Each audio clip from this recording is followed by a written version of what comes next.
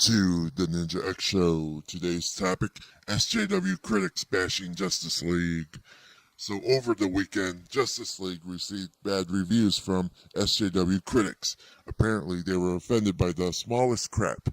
Their excuse was, Amazons are showing too much skin, blaming Zack Snyder and his male gaze. SJWs will throw a fit over the smallest details. Plus, SJW critics have this obsessive, unhealthy hatred of Zack Snyder, which shows on their posts on Twitter. Look up any SJW critics who mention Zack Snyder. They hate him with a passion, even going as far as having no sympathy for him when he lost his daughter, which is completely unprofessional. And guess what? These SJW critics are hypocrites. They give a free pass to Marvel by overlooking the fact that they've sexualized their characters as well. Anyone remember Black Widow showing cleavage on her costume? Yep, they never complain about that.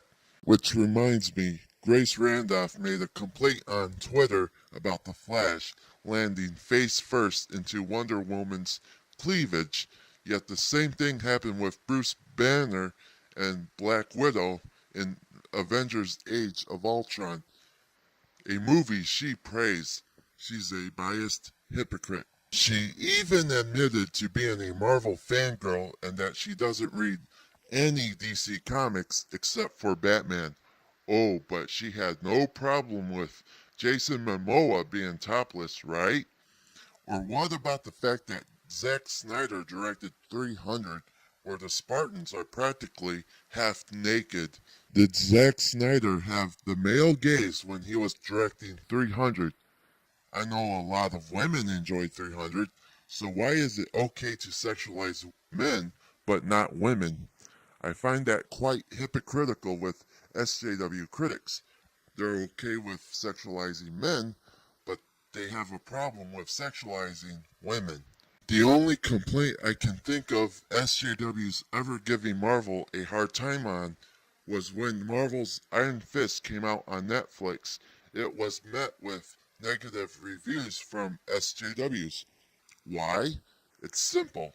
They were expecting an Asian to play as Iron Fist.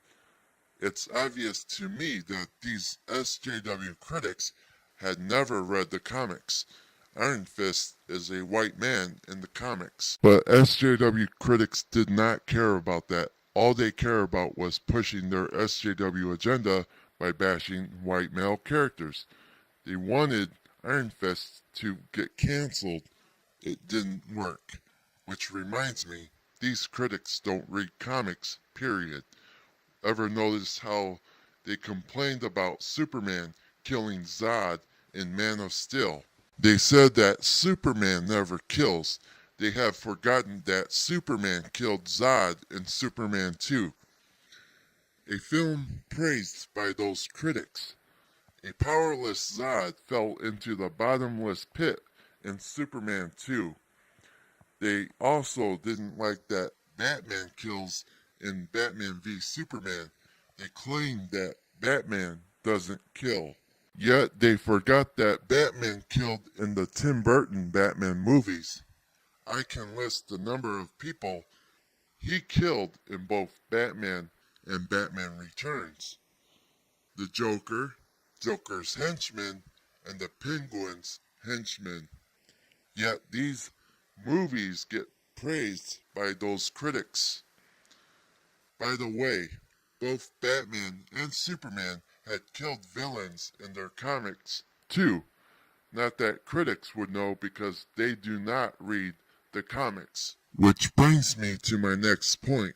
SJW critics don't read comics, so they shouldn't make claims that Batman and Superman doesn't kill. In fact, none of these assholes should be reviewing comic book movies, especially when they're making minor complaints that are irrelevant to the movie story. Many critics today are unprofessional and biased. Don't believe me? Many critics are fanboys and it shows. Look at any of their reviews, it doesn't matter. In movies, many of the critics today are Marvel fanboys, and it shows. Grace Randolph, Screen Junkies, and Nostalgia Critic, just to name a few. In video games, many of them are Nintendo fanboys and they bash Sega. The Angry Video Game Nerd and Pat the NES Punk are good examples of this. Main point being that SJW critics bash Justice League for stupid reasons. Is Justice League perfect? No. Did I enjoy it? Yes. Why? Because I loved the movie and I did not give a crap about Amazon showing skin. I don't see them as sex objects. I see them as strong women. That's all I have to say. Tune in next time for more truth, logic, and common sense.